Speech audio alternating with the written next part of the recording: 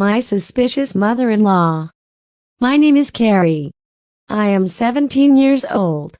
I study in college. I had a crush on a boy in my college named Eric. He didn't talk much to anyone in college, nor was he friends with anyone, but she knew he also liked me because he used to see me from far away. I was the only child of my parents and I was very pampered. My parents fulfilled my every wish, but I was not smart and clever like today's boys and girls. I was very innocent and considered everyone as innocent like me. I was also very beautiful. That's why my parents forbade me to have a relationship with any boy, because they wanted no one to abuse me because I was very innocent. They were looking for a good boy for me, who values me and enhances my beauty with his love. While my ocean blue eyes were so beautiful on my face that everyone would wish to be friends with me, Eric also looked into my eyes. I used to like to see him like this. I used to see him too. One day I talked to Eric. I really enjoyed talking to him and our friendship grew. Eric said he wants to marry me as soon as possible. Eric was also from a good family. He was going to get a good job. I was of lower financial status than my parents, and my parents did not want their daughter to have a relationship with people of lower status than them. But I told my parents that I love Sir Eric, and if I will marry only Eric. But my parents were not satisfied in any way, so I was stubborn and rude to them. My parents said that no one can be made a companion because of 4 days of friendship, but I did not listen to them and stopped eating and drinking. When I did not eat for 2 days, my parents came to me and told me that it will be as you wish. Eat food or your health will deteriorate. He loved me very much, and I took advantage of this love and convinced my parents to marry Eric. When I got into a relationship with Eric, some good things happened. That is, Eric had his own house and Eric's family was very small. Only Eric's mother and Eric lived in the house. I was also used to a quiet and small family. There were only 3 people in our house. And my parents were somewhat satisfied with this. When I first saw Eric's mother, I was surprised. She was so young. She didn't look like Eric's mother, but her sister. When asked, they said that their marriage was too soon. They got married at the age of 14 and Eric was born a year later. I am only 15 years older than Eric, and Eric's father was much older than me and died when Eric was a child. I was also happy that my mother-in-law is not traditional and old, but she's modern and young, so her bonding with me will be good. I got married to Eric very quickly and with a lot of fanfare, but on my wedding day, I found one thing very strange. That my mother-in-law was very sad on the day of my wedding, as if she was getting married to the daughter of Eric's mother, not her son. And she's leaving them. Then I saw Eric and Eric's mother standing in a corner, looking at them from a distance. It was clear that they were arguing about something. Meanwhile, I also saw my mother-in-law crying. I felt bad, but I thought I would ask them about it later. After the wedding, I was sitting on the bed waiting for Eric. I had a lot to talk about with Eric. I thought I would tell Eric what I thought about my future life. Also brought when the door opened, I sat down smiling, but when I saw that it was not Eric, I felt very strange that it was not Eric, but Eric's mother. I felt very strange why she came to the room at that time, because Eric should have come to the room at that time of the night, but my mother-in-law told me to change your clothes and go to sleep. Eric will not come to the room today. His friend had an accident, and he has gone there. The one with whom the accident happened is Eric's close friend, so Eric will stay with him in the hospital at night. You sleep peacefully. Eric will have breakfast with you. At first I felt a little strange, but then I was glad that he cared about his friend's life. And anyway, now I had to live with Eric for the rest of my life. I changed my clothes and slept peacefully. Eric was already at the breakfast table in the morning. He stood up and hugged me and apologized for not coming at night, and then we had breakfast together and then spent the whole day packing. I asked Eric, "Why are you packing? Where do you intend to go?" Because I didn't tell him about the honeymoon, but then I thought maybe he wanted to give me a surprise, and I was very happy. But my heart started to panic after hearing that Eric was going to another country for his job. I told Eric that it's only been a day since we got married, so don't go so fast or take me with you, but Eric seemed too obliging. Eric said that he got this job very hard. If he does not go today, he will not get that job again. He said that the promise he made to my father that he would give me a good life would also require money to give me a good life. I was so sad that he couldn't stay for me for a week, but Eric said that if he could, he would never have gone. He said that you should be patient for 6 months and take good care of yourself. I will come back after 6 months. I have told Mother that she will take good care of you and 6 months will pass quickly. Eric left for the airport in 2 hours. I sent her away with a heavy heart because I didn't want her to go away and become someone's bride on the second day of the wedding. My honeymoon plan was also lost. But my mother-in-law was very good. She used to talk to me and take good care of me.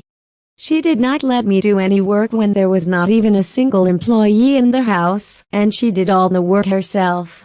And then at night she would bring a glass of hot milk and stand in front of me until I drank it. I am very happy that my mother-in-law loves me so much. She would tell me that she wanted a daughter so much, but then Eric's father died early. And I didn't remarry because of Eric, and now I've got you. That's why I feed you a glass of milk, so that you stay healthy. See how weak you are. Eric comes back and sees you and says I didn't take care of you. But then something strange started happening to me. I used to fall into a deep sleep while drinking milk, and when I woke up in the morning, my feet would have deep black ink as I washed my feet every night and went to sleep. And that ink was very thick and strange. I feel very strange because after drinking milk at night I don't know anything about when I slept at night. And then in the morning that strange black thing would be under the feet. I went down to my mother-in-law to tell this, but she was talking to someone on the phone, and my heart started to panic, because while talking to someone on the phone, she was saying, "Don't worry, everything is going according to plan. This girl is more innocent than we think." He did not doubt us at all. "My dear, come back soon, I miss you so much. I can't live without you. It's taking me 1 day, 1 year." Hearing all this, I got worried because my mother-in-law was saying that after the death of her husband, she did not have a relationship with anyone, so who is she loving now? And one more thing, I was feeling strange that since I got married, none of my mother-in-law's relatives and friends had come to meet me, neither had anyone invited me nor had anyone come to meet me. And 2 or 3 people from her family also attended the wedding, and my mother-in-law was talking to whoever she was talking to about me and why she was saying that I am a stupid girl and what plan she was talking about. I was not that stupid. Now I was suspecting that my mother-in-law used to bring a glass of milk every day, and I fell into a deep sleep as soon as I drank it, and then in the morning that strange black thing under my feet. This time when my mother-in-law brought a glass of milk, I put it on the side table and told my mother-in-law that I'm not in the mood now, I will drink it later, but she got on my head and said, "Don't drink now." I told my mother-in-law that I will drink after 5 to 10 minutes. Mother-in-law's phone started ringing outside the same room. As soon as mother-in-law went out, I threw that milk in the wash basin and put the glass back on the side table. When the mother-in-law came back, I pecked my lips as if I had just drunk milk. Seeing this, my mother-in-law breathed a sigh of relief, and left the room saying good night. In the middle of the night the door of my room opened. I was afraid but I did not open my eyes and started to sleep to know who came into my room and what happens to me at night when I came to know that my mother-in-law came to the room and she did not come alone but two people came with her. They started carrying me like a dead body, but even though my eyes were closed, I felt that they had brought me to some part of the house. Because the way was only 2 minutes. These people put me on something. Their voices were echoing in this room. That means the room was empty. One of them started reciting some mantras and then put something under my feet, probably the same black thing that was put under my feet every day. I was holding my breath too, I was so scared. This process continued for 25 minutes, and then they took me like that and laid me on my bed. I went to the room and cried a lot, because I didn't know what these people were doing to me. I was afraid to call Eric, but then suddenly thought in my mind that maybe Eric will also join all of them, otherwise no one leaves his wife on the second day of marriage. The next day I told my mother-in-law that I am going to meet my parents, so mother-in-law said okay, but I have to come back before night. I already knew what they would do with me. I came to my home and told everything to my parents. They were also very surprised and worried.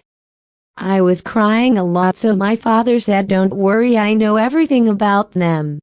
I know I should have done earlier but you didn't give us time and opportunity, but don't worry, I will find out everything." After a while they revealed everything and we were shocked to learn that Eric's parents had both died in a car accident 10 years before and on the same day. And hearing that the woman who lives with Eric is not Eric's mother, but his wife, my soul began to leave. When that woman was so young and beautiful, and that's why she didn't let me spend a single night with Eric. Then my father found out Eric's location, and he was not outside the country but in the same city. My father took the police to the place where Eric was. After 2 or 4 minutes of condemnation, Eric told everything to the police, that she is not my mother but my wife. I have been married for 5 years. And we have not had children yet. I told her that we adopt a child from an orphanage, but she refused. She wanted her own child. When she met an agent, this agent said that if we sacrifice a virgin girl with ocean blue eyes, my wife will give birth to 4 sons. My wife is very stubborn. That house also belongs to my wife. I love her very much. She talks to me and makes me do it. He had seen Carrie in the market, and then forced me to come up with this plan. The process they do with Carrie was to be done for 20 days, so my wife used to give him sleeping pills mixed with milk. My father handed Eric and his wife over to the police. My father divorced me from Eric and charged Eric and his wife with conspiracy to commit murder and fraud. If I had not recognized all these things in time, my father might have been sad because of me for the rest of his life. I learned from this accident that love should not be blindly trusted and friendship for a few days should not take precedence over parental love. Thanks for watching. If you like the story, then do like, share and subscribe to our channel and press the bell icon to get more such interesting stories. And share your precious thoughts in the comments down below. Till then, take care, bye-bye.